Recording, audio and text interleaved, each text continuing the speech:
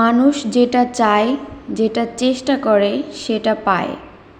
আল্লাহ তাআলা তার চেষ্টার ফল চূড়ান্তভাবে প্রদান করে, কিন্তু চেষ্টা করতে হবে। চেষ্টা না করে বসে থাকলে তো হবে না। আসসালামু আলাইকুম, বাংলাদেশি ব্লগার মিতু চ্যানেল থেকে আমি মিতু বলছি। আশা করছি আমার ভিউয়ার্স আপু এবং ভাইয়ারা যে যেখান থেকে ভিডিওটা দেখছেন, আল্লাহর রহমতে সবাই ভালো আছেন, সুস্থ আছেন। আলহামদুলিল্লাহ, আমরা সবাই ভালো আছি। নতুন আরও একটি ব্লগ ভিডিও দেখার জন্য আমার এই চ্যানেলে সবাইকে ওয়েলকাম জানাচ্ছি। ভিডিওটা সকাল থেকে শুরু করেছি। রাতে 1 কেজি ডিম আনা হয়েছিল, তো রাত্রেবেলার পরিষ্কার করিনি, ওভাবে রেখে দিয়েছিলাম। সকাল সকাল ঘুম থেকে উঠে ভাবলাম যে আগে ডিমগুলো পরিষ্কার করে নিই, তারপরে পানিটাও ঝরে যাবে আর সুন্দর করে রেখে দিতে পারবো। তাই এই তো ডিমগুলো এখন পুরো সিঙ্কের মধ্যে বেশি করে পানি দিয়ে আর সুন্দর করে ধুয়ে নিচ্ছি।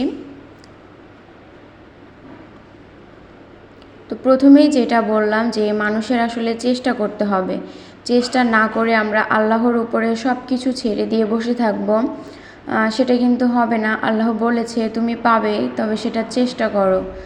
আল্লাহর কাছে চাইতে হবে, মন থেকে খুব ভালো করে চাইতে হবে। আল্লাহ কাউকে ফিরিয়ে দেন না যদি সে আল্লাহকে ডাকার মতো ডাকেন। তো মাঝে মাঝে এমন মনে হয়, নামাজ পড়ে এতটা শান্তি পাই যে নামাজ যেদিন পড়ি না তখন কিন্তু মনে কোনো শান্তিই লাগে না, আরও যেন মনটা খারাপ হয়ে থাকে, তারপরে একটু মেজাজ খিটখিটে এরকম হয়ে থাকে। যখনই নামাজ পড়ি, মোনাজাত শেষ করি, তখনই ভিতরে খুব শান্তি আসে। তো যাই হোক, আমি এখানে সকালের নাস্তার জন্য আটা মেখে নিয়েছি। পরোটা করব আর ডিম পোচ, সাথে চা ছিল। ডিম পোচ না আর কি, মরিচ পেস্ট দিয়ে ডিমটা ভাজি করে নিয়েছিলাম। আর এই তো এখন আমি ডিমগুলো ওখানে শুকাতে দিয়ে তারপরে রুটিগুলো বেলতে এসেছি। আর এটা আমি রুমে বসেই বেলছি। প্রচণ্ড পরিমাণে গরম, তাই এখানে ফ্যানের নিচে বসে আরামে একটু নাস্তা বানিয়ে নিচ্ছিলাম আর আপনাদের মাঝে শেয়ার করছি। তো এই যে আমার এক এক করে পরোটাগুলো ভেজে নিচ্ছি। হাজব্যান্ড উঠে গিয়েছে ঘুম থেকে, তো ওকে খেতে দিব। আর আমার মেয়েকে দুধ দিয়ে চিনি দিয়ে পরোটা দিয়ে ছোট ছোট পরোটা কেটে কেটে তারপরে দুধের মধ্যে চিনি দিয়ে ভিজিয়ে দেই। এভাবে করে আমার আম্মু আমাকে ছোটোবেলায় খাওয়াতো, দিত, অনেক ভালো লাগতো। তো সেই চেষ্টা আমিও করি। আমার কাছে যেহেতু ভালো লাগে, তো আমার মেয়েকেও আমি সেটা শেখাচ্ছি যে তুমি এটা খাও, এটা ভালো লাগবে খেতে। আর তারপরে নাস্তা করে নিয়েছি। তারপরে এখানে বিছানার চাদরটা ধুয়ে দিব, তার কারণে। আর এখানে এমন একটা কাজ হচ্ছিল, আপনারা দেখলে বুঝতে পারবেন। এই অংশটুকু দেখে আমার খুবই হাসি পাচ্ছিল। তো ভিডিও করতে গেলে না অনেক সময় অনেক কিছু হয়ে যায়, যেগুলো আসলে সব সময় সবাইকে দেখানো যায় না। এই যেই দেখতে পেলেন যে কি অবস্থাটা হলো, আমার কিন্তু কাজটা আরও বেড়ে গিয়েছে। তো একটু ভিডিওতে দেখানোর জন্য কত কিছুই করতে হয়, তারপরে যে কষ্টটা করেছি এটা কিন্তু আর দেখায়নি। তো যাই হোক, আমার হাজব্যান্ড বলতেছিল, দেখেছো ভিডিও করতে গেলে কত কিছু করতে হচ্ছে, তারপরও ভিডিও করবে।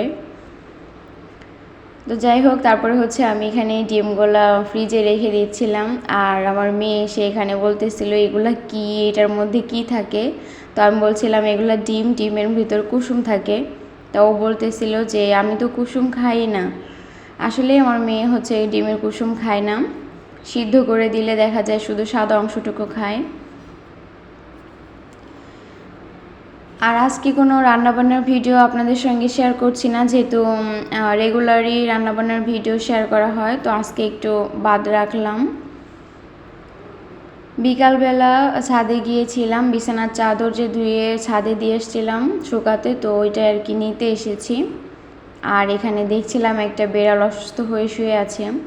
তো আমার মেয়ে বিড়ালটাকে নিয়ে অনেক অনেক কথা বলতেছিল। তার তো সবসময় শুধু কথা, ওর কথার জন্য আমি অনেক সময় চুপ হয়ে থাকি, ওকে ধমকও দেই যে এত কথা বলো কেন। তো যাই হোক, ওদের এখন বয়সটাই কথা বলার, তবে অনেক সময় আসলে আমরা বিরক্ত হয়ে যাই। আর এই যে ছাদে হচ্ছে অনেক গাছপালা ছিল, আপনাদের মাঝে একটু শেয়ার করলাম। তারপরে হচ্ছে বাসায় এসে নাস্তা করছি, আর মেয়েকে হচ্ছে ফ্রেঞ্চ ফ্রাই করে দিয়েছিলাম। আমরা কেটেছি, আর হচ্ছে পায়েস ছিল, তো ওগুলা দিয়ে আর কি সন্ধ্যার সময় টুকটাক করে খেয়ে নিচ্ছিলাম। আর আমার মেয়ে এখানে টিভি দেখতেছিল। তারপরে হচ্ছে যে পরিমাণে গরম পড়েছে, তো ফ্রিজে আইসক্রিম ছিল, আইসক্রিমটাও খেয়ে নিচ্ছি। আপনাদের থেকে বিদায় নিচ্ছি। আল্লাহ হাফেজ।